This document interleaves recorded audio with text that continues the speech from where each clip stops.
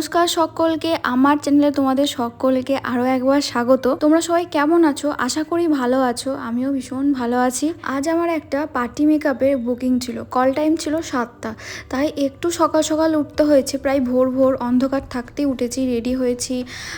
তো তারপরে বেরিয়েছি। বাস স্ট্যান্ড থেকে আশাদিকেও পিক করার কথা ছিল। আমি ন্যাচারালি এরকম ভোর ভোর কাজে যাই বা আমার একটা অভ্যাস আছে।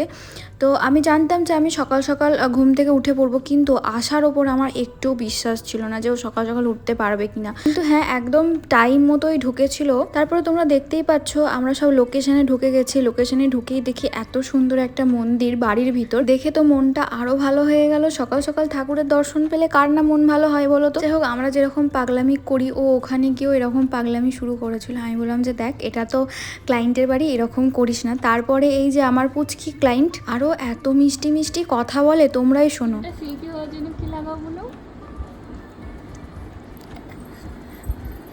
তেল লাগা, শ্যাম্পু লাগা, আর হচ্ছে একটা ইয়ে আছে ওইটা লাগায়। শুনেছিস সিমরান? তাই তো শুনছি।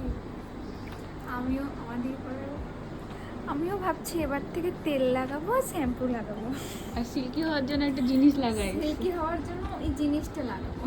আমরা কিন্তু দেখে যাবো ওটা। হ্যাঁ, আমার ক্লায়েন্ট কিন্তু আমাকে বুক করার সময় বলেছিল যে আমার একটা পুচকি মেয়ে আছে, ওকে কিন্তু তোমাকে রেডি করিয়ে দিতে হবে, এটাই আমার আবদার রইলো তোমার কাছে। আমি বলেছিলাম হ্যাঁ ঠিক আছে।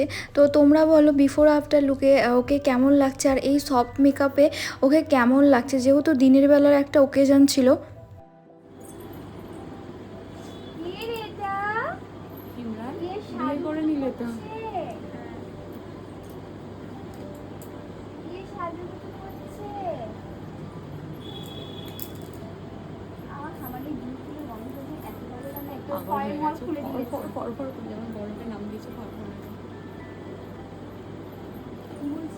আমি বলছি আমার বর তোকে নাম দিয়েছে ফরফর। একটা ফটো নিয়ে না, তোরা শুধু হেসেই যাচ্ছি।